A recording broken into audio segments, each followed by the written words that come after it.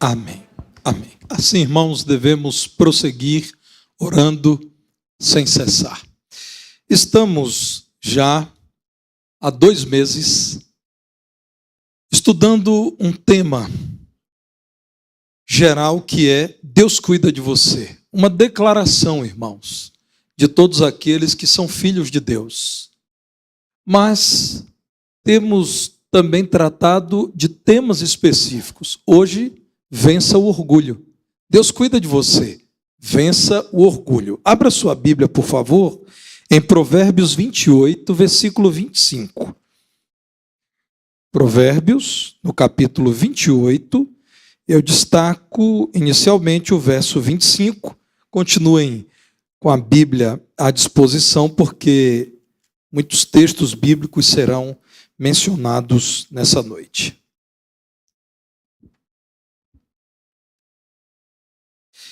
Diz assim a palavra do Senhor: o cobiçoso levanta contendas, mas o que confia no Senhor prosperará.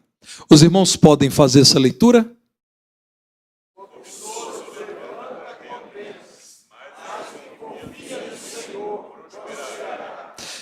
Irmãos, na palavra de Deus existe uma insistente reprovação àquela pessoa que se deixou tomar de orgulho.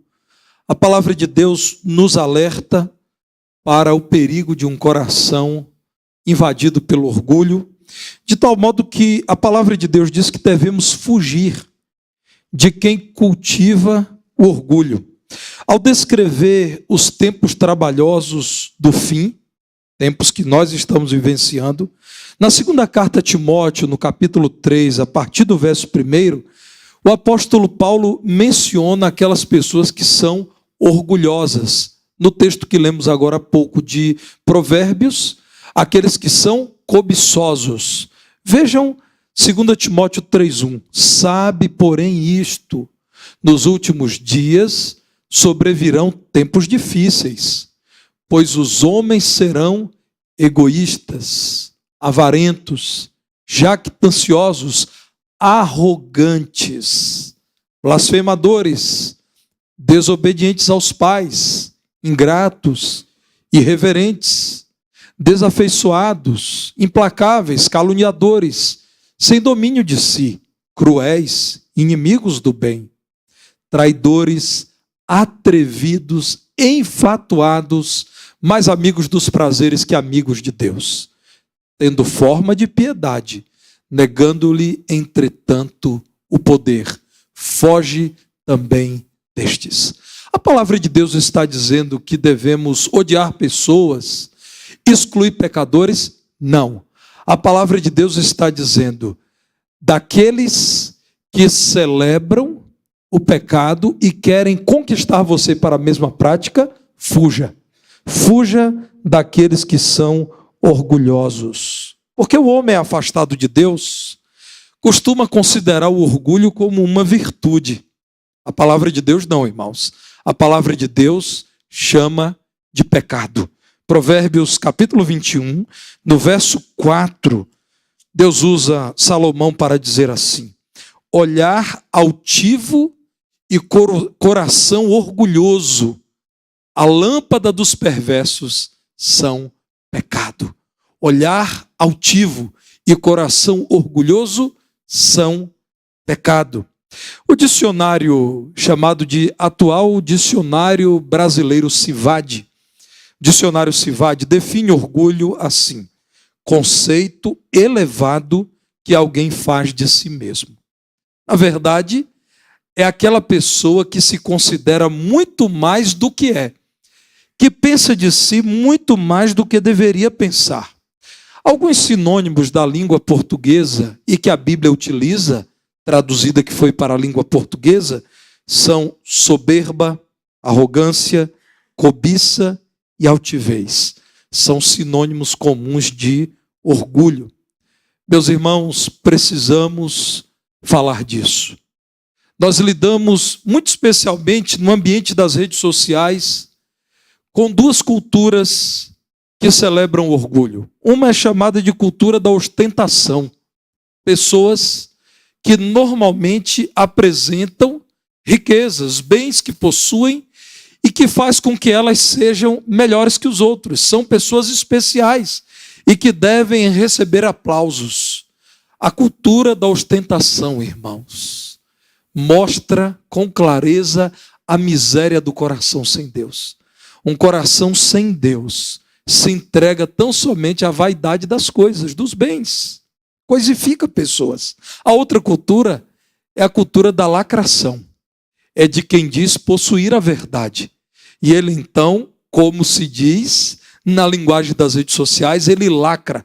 Ele determina que o outro nada sabe, que o outro é incoerente e que o outro deve ser silenciado. Nós evangélicos inclusive de bom testemunho, por vezes sofremos com os tais lacradores, que acreditam até que conhecem tudo de Bíblia sem nunca terem aberto a Bíblia. Irmãos, nós vivenciamos esse tempo. Doutores em tudologia.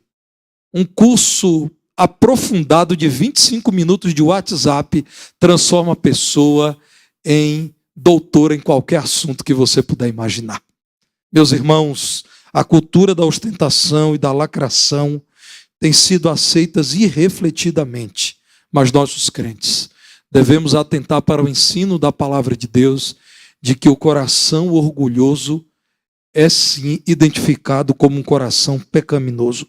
Se Deus discorda daquilo que o mundo mal celebra, se o Senhor não aprova o coração arrogante, como eu e você, que somos tentados a agir com arrogância, com orgulho, com altivez, devemos viver. O que podemos fazer para vencer o orgulho?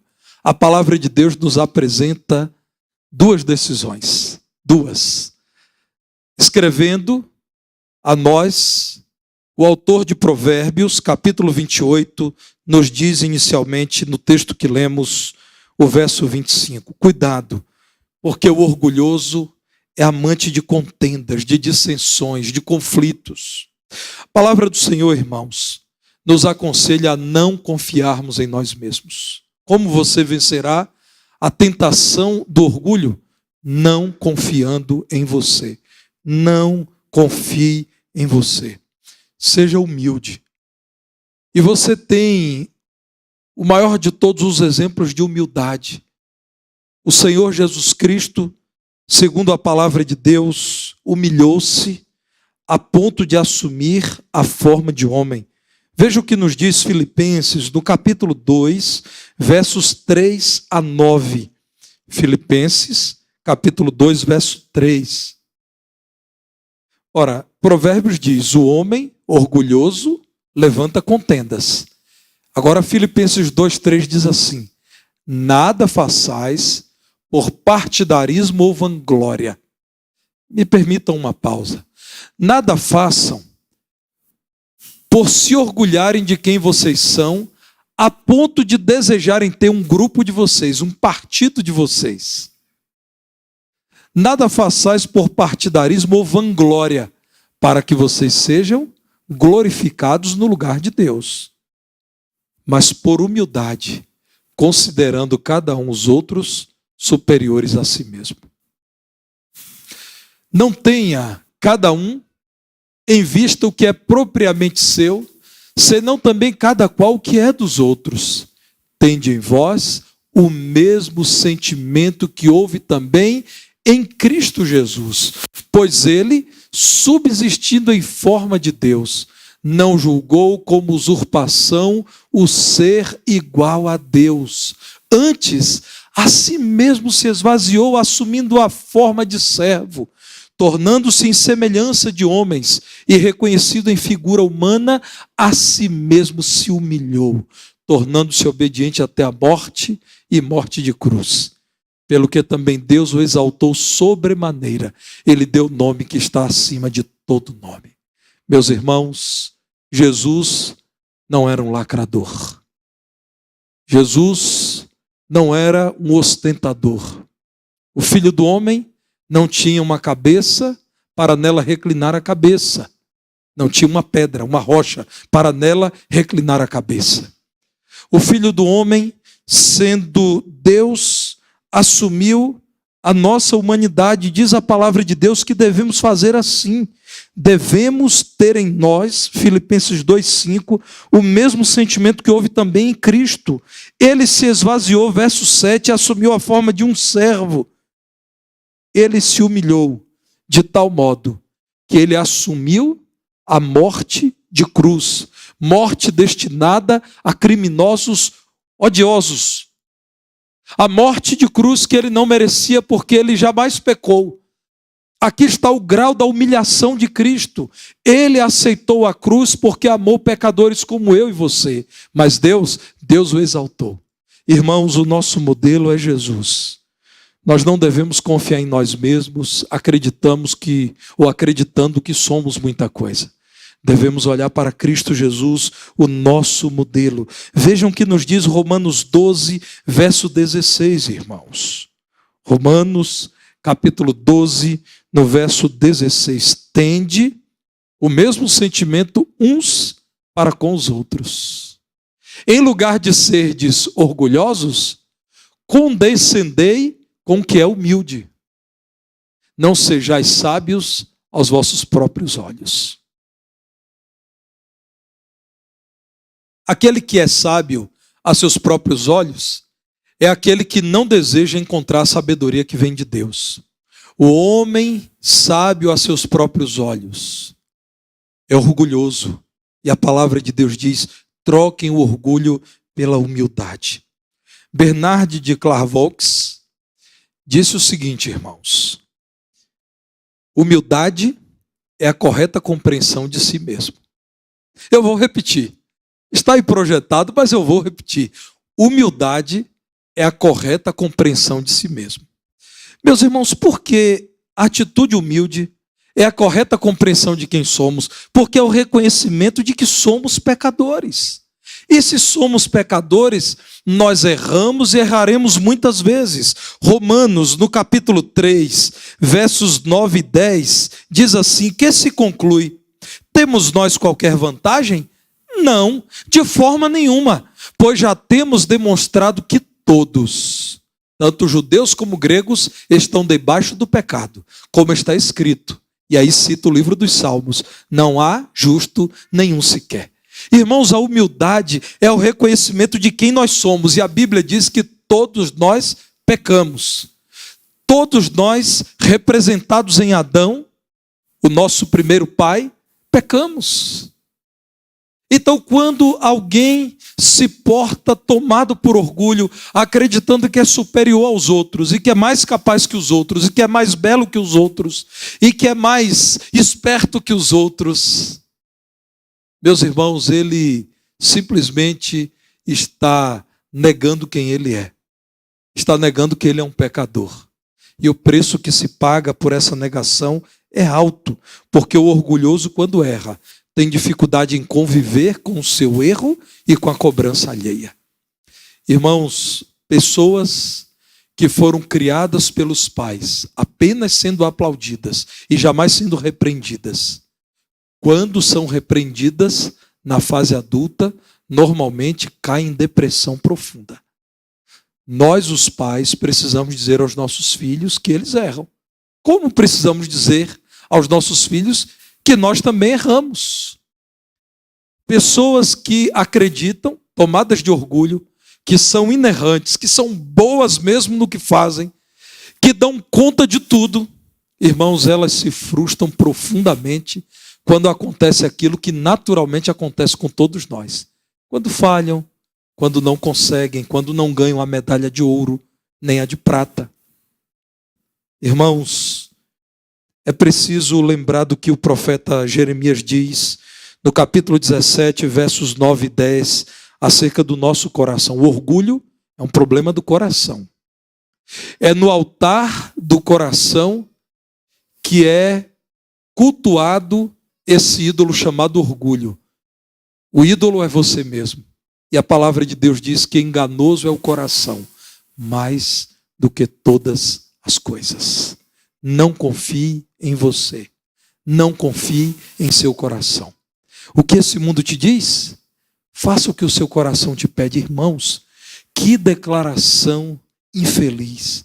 Se eu tiver que fazer tudo o que o meu coração me pede, eu deixarei de ser um cristão. Eu vou matar pessoas. Ou os irmãos nunca tiveram desejo de acelerar em busca daquela pessoa que te fechou no trânsito. O seu coração lhe pede para você ir em busca para acertar as contas. Não faça o que o seu coração te pede. Se você tiver que fazer o que o seu coração te pede, você sonegará impostos. Porque assim como eu, que tenho imposto de renda recolhido na fonte todo mês, você fica olhando para aquele valor e imaginando o que eu poderia fazer para a minha família. E você é tentado a mentir, a sonegar. Mas o seu coração está errado. Você precisa viver na verdade. E você precisa fazer com que a sua vida, que ninguém enxerga, seja uma vida coerente com o evangelho que você abraçou. Enganoso é o coração. A Bíblia não erra, irmãos. A palavra de Deus nos alerta dizendo que nada engana o homem mais do que o seu coração. Por quê? Porque você tem aquela ideia de que você pode confiar em você mesmo. Olha, no meu vizinho, eu não sei se eu posso confiar. No meu primo, o meu primo já pisou na bola comigo. Nos estranhos, aí é que eu não confiarei. Eu só vou confiar em mim mesmo. Erro, irmãos. O seu coração é influenciado pelo pecado. O mundo, a carne e o diabo vivem cercando o seu coração e dando estímulos maus ao seu coração.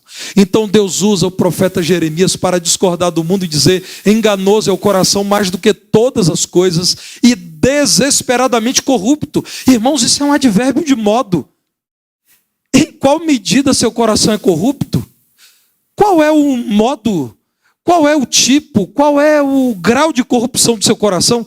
É o modo desesperado. Seu coração é desesperadamente corrupto. Quem o conhecerá? Eu, Senhor, esquadrinho o coração. Eu provo os pensamentos. E isto para dar a cada um segundo o seu proceder, segundo o fruto das suas ações. Quem conhece o seu coração muito bem? O Senhor. E o Senhor da palavra te diz que você não deve confiar no seu coração, porque o seu coração é desesperadamente corrupto. Admita, meu irmão, admita que quem é tomado de orgulho esquece que um dia precisará do outro. O orgulhoso é aquele que diz: eu não preciso de ninguém. O orgulhoso é aquele que diz: eu sei como resolver tudo. O orgulhoso diz: eu me basto. Mas você e eu, ao longo de uma vida inteira, precisaremos do auxílio do próximo. A palavra de Deus nos alerta em Hebreus 13, versos 1 e 2. Hebreus 13, 1.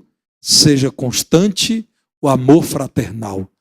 Não negligencieis a hospitalidade, pois alguns praticando-a sem o saber acolheram anjos.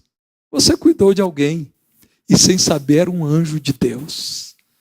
Você se importou com o outro e Deus te permitiu receber um anjo. O orgulhoso, irmãos, tem muita dificuldade em reconhecer que ele não é plenipotenciário, que ele precisa do outro. Durante a Segunda Guerra Mundial, as forças aliadas capturaram um soldado alemão que havia perdido um braço e estava perdendo muito sangue. E então a equipe médica das forças aliadas disse àquele soldado que agora era um prisioneiro de guerra, disse àquele soldado alemão que estava agora preso: olha, o seu caso é grave, nós precisamos fazer transfusão de sangue, nós precisamos te dar uma bolsa de sangue, caso contrário você morrerá. E o soldado alemão disse: eu só aceito sangue se for sangue alemão. Se não tiver sangue alemão para fazer correr em minhas veias, eu prefiro morrer. O orgulho daquele soldado o matou. Ele não quis o sangue que que ele julgava ter origem inferior à sua origem alemã. Mas, irmãos, sangue é sangue. Existem até os tipos sanguíneos. Mas que diferença há entre o sangue A positivo de um brasileiro e de um alemão? De um italiano e de um sul-africano? Aliás, irmãos, que diferença existe entre uma pessoa de pele negra, uma pessoa de pele amarela, uma pessoa de pele vermelha? Que diferença há, irmãos? Eu explico. E os irmãos da área de saúde me corrijam se eu estiver errado. É somente a gradação de marrom. São tons de marrom diferentes. Uns têm mais, outros têm menos. Irmãos, quando uma mulher negra casa-se com um homem branco, esse casal tem lindos filhos. Quando um homem negro casa-se com uma mulher que nós chamamos de indígena, tem lindos filhos. O orgulho, irmãos, é produto do pecado. O orgulho que fez com que alguém dissesse: a cor da minha pele me coloca acima do outro que tem outro tom de pele. Isso é a denúncia do nosso pecado. Irmãos, a escravidão, que marcou tristemente a história do Brasil, no seu período colonial em especial, é a ilustração do grau de maldade que há no coração do homem. É alguém que, quando não tem mais do que se orgulhar, diz: já sei, agora eu vou me orgulhar do tom da cor da minha pele. Ou, irmãos, aqueles que se orgulham pela estatura e consideram que os mais altos são melhores do que os mais baixos, por exemplo. Ou, nos nossos dias de celebração da imagem, quando alguém diz: eu tenho formas do meu corpo mais belas que você tem no seu corpo. Ou quando alguém diz: o meu cabelo é maior que o seu, é mais bonito. O orgulhoso é um pecador, porque o orgulhoso continua dizendo o contrário daquilo que Deus diz. O Senhor diz que de um homem e de uma mulher, criados à imagem e semelhança, descendemos todos nós. Mas o orgulhoso diz que não, que por alguma razão ele é superior. O teólogo João Calvino, que morreu há alguns séculos, escreveu algo muito interessante que confronta o orgulhoso. Ele diz assim: todas as bênçãos de que gozamos são depósitos divinos que temos recebido com a condição de distribuí-los aos demais. Você acredita mesmo que Deus é fútil? Porque ele não é. Você acredita mesmo que Deus é ostentador? Ele não é. Deus é sério em tudo que faz, irmãos, porque ele é santo. Porque o Senhor é santo, nada que ele te confiou foi dado para você ostentar ou para lacrar. Tudo que Deus te deu é para que ele seja glorificado enquanto você distribui o que ele te deu com outras pessoas que ele também ama. Nós somos fiéis depositários daquilo que o Senhor quer distribuir com os outros. Então, um cristão que recebeu do Senhor muito dinheiro e que uma parte desse dinheiro ele entrega para a obra missionária, para a obra da assistência social, para a manutenção da casa do Senhor. Esse crente já entendeu que Deus poderia não lhe ter dado coisa alguma, mas ele deu muito. Aquele crente a quem Deus deu uma voz maravilhosa. E eu desconfio, prezado ministro Éder, que Deus quis dar a muita gente dessa igreja essa bênção. Imagina, irmãos, será que Deus deu a voz maravilhosa que muitos irmãos aqui têm para eles ficarem diante do espelho, um espelho grande, cantando e dizendo: como eu canto bem? Não, irmãos. Deus deu para acontecer o que aconteceu comigo outro dia aqui. Enquanto um dos coros da igreja cantava, Deus falava ao meu coração. E eu, quebrantado, louvava a Deus por aquilo que eu estava ouvindo. Irmãos, quando Deus nos dá filhos, e Deus deu filhos a alguns casais, a outros ele não deu. Será que ele nos deu filhos, irmãos, para usarmos como troféus da nossa sabedoria? Há casais até que pensam, são troféus da nossa beleza. Vejam quão belos são os nossos filhos. Não, irmãos, Deus nos deu filhos para que nós investamos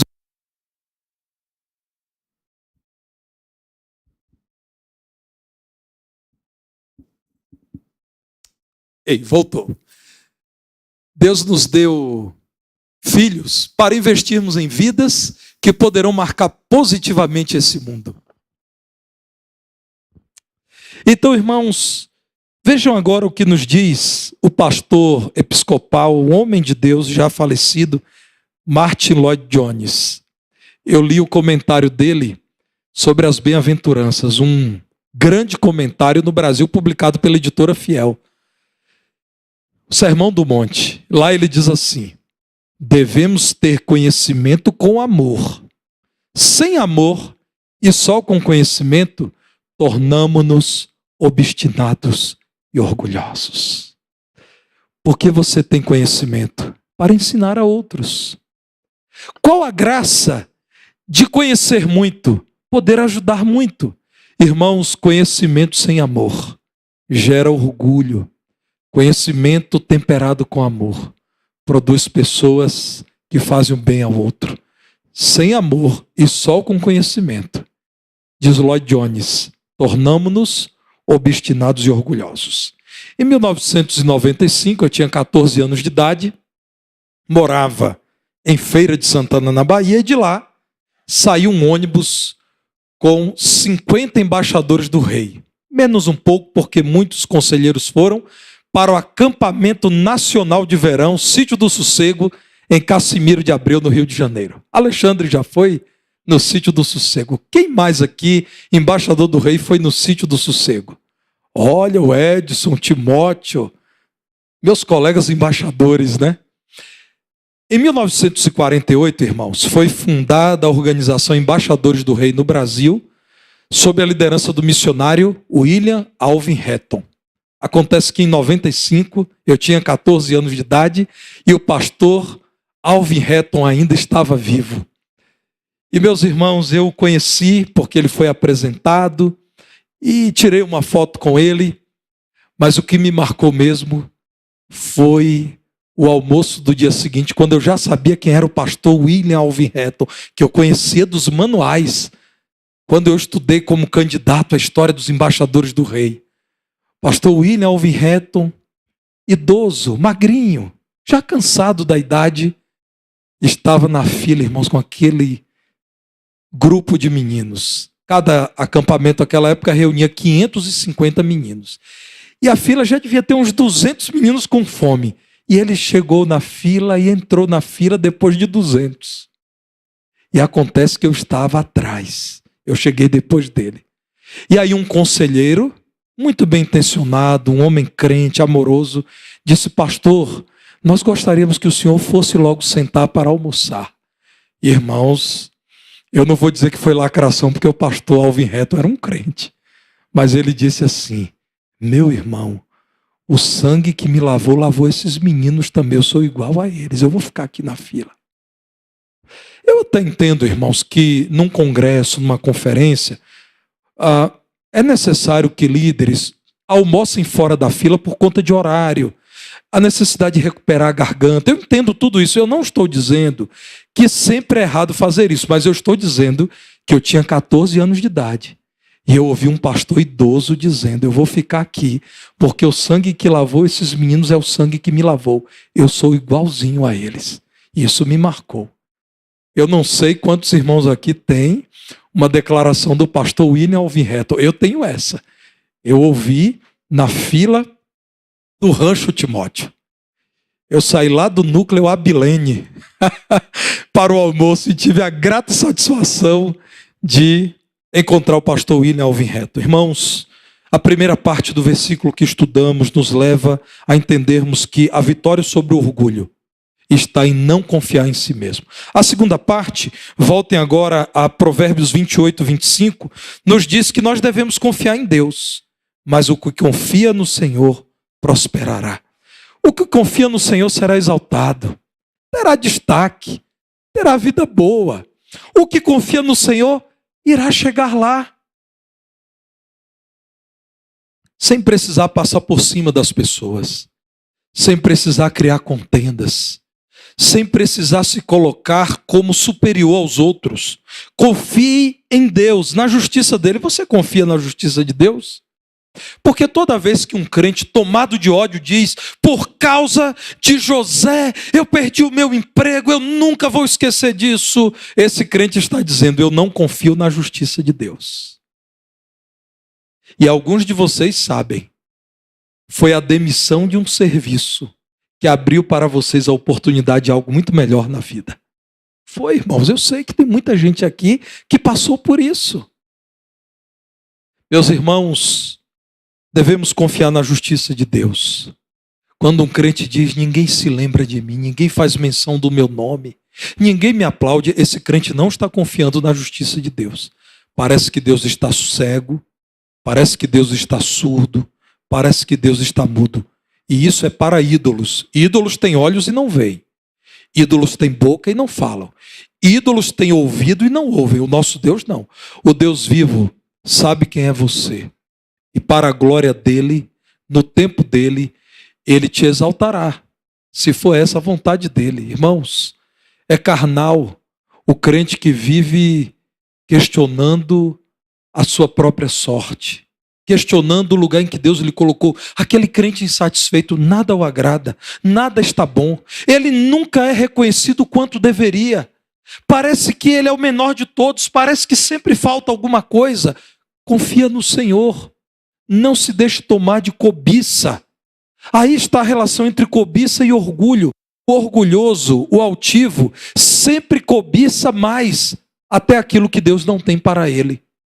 Meus irmãos, é preciso confiar na justiça de Deus. E é preciso dar toda a glória a Deus somente.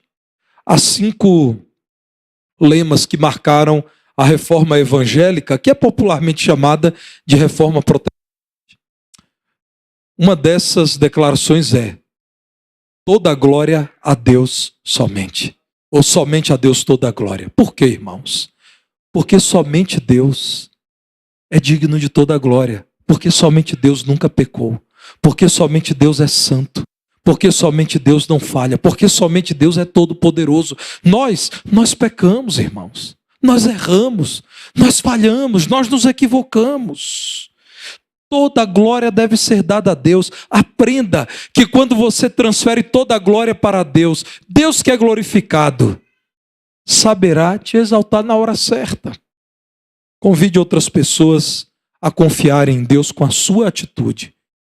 Que a sua vida, meu irmão, seja um contraponto ao mundo da ostentação, ao mundo da lacração, do orgulho, da altivez, ao mundo da autopromoção.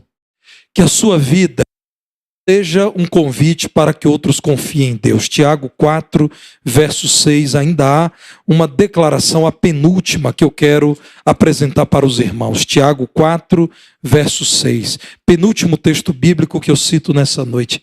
Antes, Deus dá maior graça, pelo que diz, Deus resiste aos soberbos, aos orgulhosos, mas dá graça aos humildes.